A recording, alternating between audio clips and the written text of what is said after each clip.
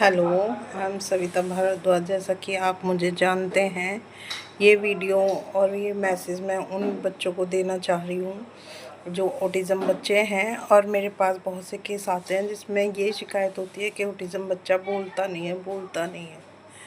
तो इसीलिए मैंने एक छोटा सा वीडियो बना रही हूँ पेरेंट्स के लिए भी और उनके लिए भी जो बच्चों को टीच करते हैं। देखिए, एक ऑटिज़म बच्चा और स्पीच डिले में अंतर होता है। ऑटिज़म बच्चे में बहुत सारी कमियां होती हैं, जैसे सेंसरी एक्सरसाइज करना, समझना, अंडरस्टैंडिंग। तो वो पहले ये चीज़ें क्लियर होंगी जब वो थोड़ा समझना सीखेगा तो बोलना भी सीखेगा। पहले वो समझना तो सीखे, अंडरस्टैंडिंग तो सीखे।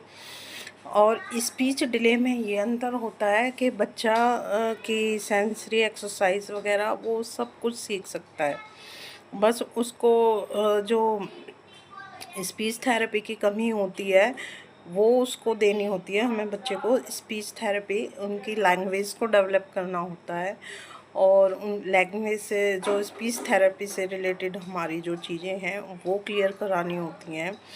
स्पीच थेरेपी की पूरी माउथ मसाज होती है, वो बहुत सारी चीज़ें होती हैं।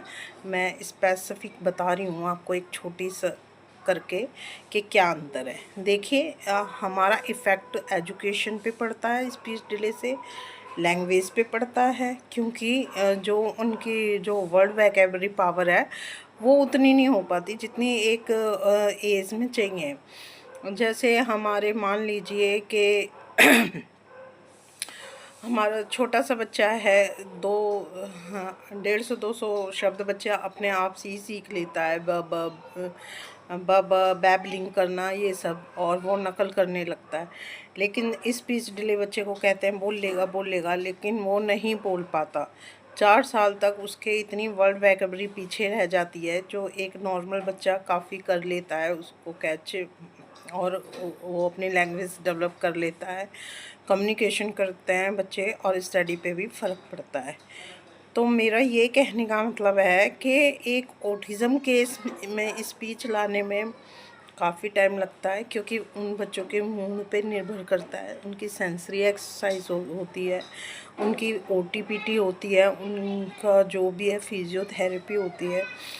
बहुत सारी चीज़ें हैं उनके साथ, जो एक बच्चा इतनी सारी चीज़ों को अकेले फेस कर रहा है।